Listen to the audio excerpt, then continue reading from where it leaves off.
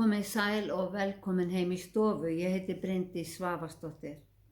Í dag, 27. júní, er annar sunnudagur eftir þrenningarhátíð og þema dagsins er gestaboðið eða köllun til Guðs ríkis. Eins og áður hvet ég ykkur til að lesa textana í heild en ég mun tala út frá Guðspjallinu sem hljóðar svona. Jesús sagði við hann: Maður nokkur gerði mikla kvöldmáltíð og bauð mörgum. Stundin kom að veisla skyldi vera, sendi hann þjón sinn að segja þeim boðnir voru, komið, nú allt tilbúið. En þeir tóku allir að afsaka sig einum munni. Hinn fyrsti sagði við hann: Ég hef keypt akur og verð að fara og líta á hann. Ég bið þig, haf mig afsakaðan. Annar sagði: Ég hef keypt 5 tvendir akneita og á förum að reyna þau. Ég bið þig, haf mig afsakaðan.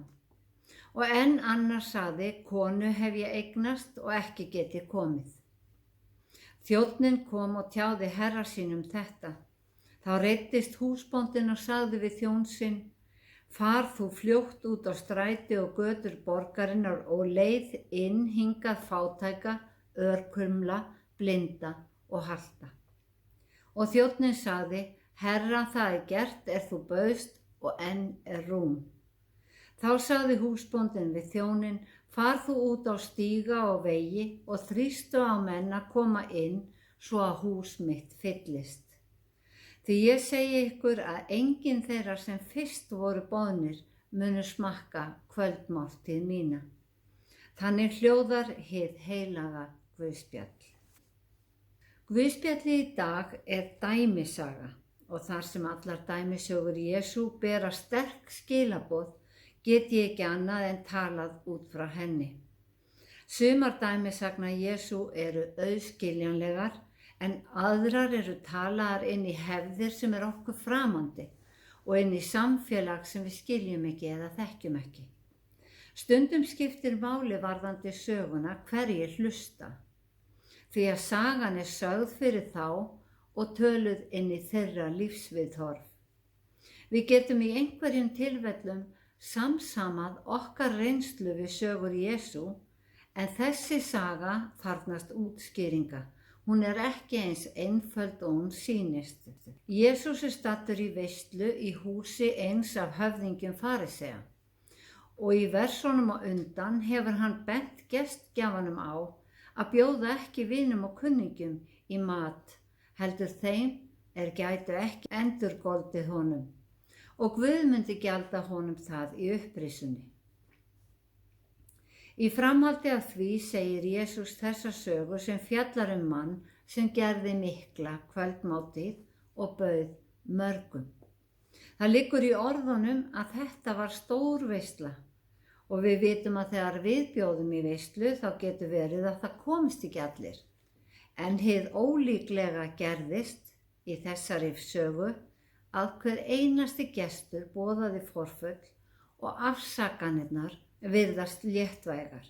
Sagan í formi sínu einföld, en hún sögð þannig að við getum haldið að aðeins karlmönnum væri boðið, en á þessum tíma var maðurinn höfuð fjölskyldunar og fjölskyldan fylgdi honum. Eins og allar dæmisögur Jesú, þá fjalla þessi saga Guðs ríki.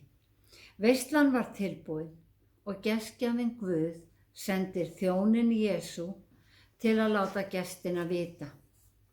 Ísraelsmenn voru hinn útvalda þjóð og hinir ríku boðsgestir. Ég segi ríku vegna þess að í ritningunni þeir ríkir sem eiga Guðs orð og varðveita það. Þegar Jesús segir söguna lætur hann gestina draga fram 3 afsakanir sem hver sig táknar ákveðinn hóp fólks. Sá fyrsti þurfti að líta á nýkeyptan akur. Já, það næg afsökun? Og hver kaupir akur án þess að líta á hann fyrst? En þessi maður táknar þann hóp fólk sem lætur ást sína á veraldlegum eigum aftra sér að þiggja boð Guðs. Sá næsti þurfti að prófa akneitin og það er sama hér, því hver kaupir akneiti án þess að prófa þau fyrst. En þessi maður táknar þá sem að láta störf og stöður hindra sig í að svara kalli Guðs. Sá þriðji var nýkvæntur. Léleg afsökun finnst okkur, en nú er það æ algengara í fjölmenningar samfélögum nútímans að fjölskyldubönd, hefðir og samfélagsleg tengsl hindri marga í að leita Guðs. Fyrir okkur líta þessar afsakanir þannig út að gestgjafanum ætti að vera ljóst að boðsgestirnir vildu ekki eða höfðu ekki áhuga á að þiggja boðið. En þegar Jesús segir söguna notar hann þessar afsakanir af ákveðinni ástæðu. Í 5. Mósebók finnum við ákvæði varðandi hernað. Þar segir: eftirlitsmennirnir eiga að ávarpa herinn og segja: hver sá sem byggt hefur nýtt hús en ekki vígt það, skal fara og snúa aftur heim til sín, svo að hann falli ekki í orustunni og einhver annar vígi það. Hver sá sem hefur plantað víngarð en hefur enn engan nytjar haft af honum, skal snúa aftur heim til sín. Og hver sá sem hefur fastnað sér konu en hefur ekki enn tekið saman við hana, skal fara og snúa aftur heim, svo að hann falli ekki í orustunni og einhver annar gangi að eiga hana. Svo samkvæmt lögum Móse voru þessar afsakanir gildar fyrir að fara hvergi og vera heima. En eins og við vitum þá útfæra menn, breyta og túlka lög á ýmsan hátt eftir því sem lögin verða eldri. Þótt lögin hafi í upphafi átt við hernað, gætu menn hafa notað þau almennt sem afsökun fyrir fjarveru sinni. Við fengum að vita í upphafi að gestirnir voru sérvalinn hópur, því að síðar ákvað gestgjafinn að bjóða fátækum og útiloka þá sem fyrst var boðið. Sælir eru fátækir í anda, sagði Jesús í fjallræðinni, því að þeirra er himnaríki. En fátækir í anda er myndmál fyrir þá sem eiga ekki trúna á Guð. Og í Lúkasar guðspjalli segir Jesús: lögmálið og spámennirnir ná fram til Jóhannesar, þaðan í frá er flutt fagnaðarerindi Guðs ríkis. Það er að segja, lögmál gyðinga gilti fram að skírn Jesú, en þá hóf Jesús starf sitt að boða Guðs ríki. Og Páll segir í Efesusbréfinu: því að hann, það er Jesús, er friður okkar. Með lífi sínu og dauða afmáði hann lögmálið með boðorðum þess og skipunum. Þetta segir okkur að ef að lögmálið var ekki lengur í gildi, voru afsakanir boðsgestanna heldur ekki gildar. Jesús talaði í dæmisögum, sagði þær sem ábendingar eða ádeilu, þannig að áheyrendur skildu þær án þess að vera beint ásakaðir ranga breytni. Þannig gaf hann þeim tækifæri til að breyta stefnu. Boðsgestirnir Ísraelsmenn voru hinn útvalda þjóð Guðs, en þar sem þeir þáðu ekki boðið í veisluna, ákvað gestgjafinn, það er Guð, að bjóða hinum fátæku, örkumluðu, blindum og höltum, eins og það er orðað. En það táknar þá sem hafa annaðhvort ekki heyrt Guðs orð eða þekkja ekki boðskapinn til fullnustu. Síðan þá hefur gestalistin verið opinn og auglýstur í Biblíunni. Hver sem heyrir og meðtekur orð Guðs er velkominn.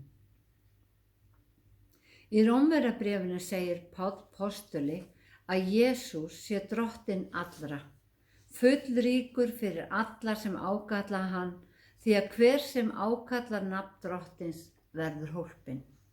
Og í versi vikunar kallar drottin okkur til sín hann segir: komið til mín, öll þér sem erfiðið og þunga eru hlaðin, og ég mun veiti þér hvíld. Já, hann sagði, komið til mín. Þegar Guð skapaði heiminn gaf hann Adam og Evu ákveðið hlutverk. Hann sagði, verið frjósöm, fjölgið ykkur og fyllið jörðina. Og síðan segir, og Guð gaf þeim allar sáðjurtir jarðarinnar og öll aldintré til fæðu. Guð sem sagt bauð þeim í veislu, í allsnægtir sem uxu í seilingarfjarlægð. Og í Guðspjalli dagsins hafði Guð undirbúið aðra veislu. Og hann hafði ákveðin gestalista rétt eins og við þegar við bjóðum vinum og kunningjum. En það voru allir of uppteknir til að koma. Jesús kom til að boða Guðs ríki og allar dæmisögur hans fjalla himnaríki. Eins og þema þessa dags segir, þá erum við öll kölluð til Guðs ríkis, þegar tilveru okkar lýkur. En það er okkar að svara kallinu.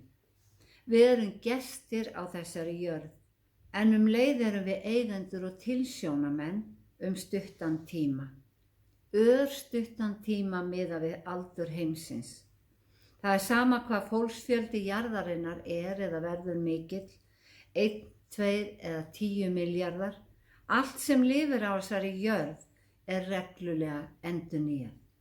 Hugsið ykkur að á 100 til 120 árum er búið að skipta öllu mannkyni jarðarinnar út og maður hefur komið í manns stað. Ekki misskilja mig, við erum öll mikilvægir hlekkir í keðjunni, en jarðlífið tekur enda. Og þá er gott að vita að við eigum heimboð. Okkar bíður veisla á himnum, í ríki Guðs sem varir að eilífu. Þema þessa dags er gestaboðið eða köllun til Guðs ríkis. Við erum öll kölluð og með trúnni á Jesú skráum við okkur á gestalistan. Við erum hinn fátæku sem Jesús hafði sagt gestgjafa sögunar að hann ætti fremur að bjóða, því að við getum ekki endurgoldi boðið. Boðskortið finnum við í orði Guðs og svarið kemur frá hjartanu. Já, ég trúi og ég mæti.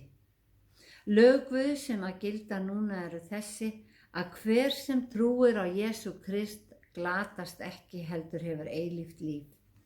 Höfum því Jesú í hjartanu, ræktum sambandið, göngum á Guðs vegum, göngum í ljósinu, því að við ætlum að mæta í veisluna.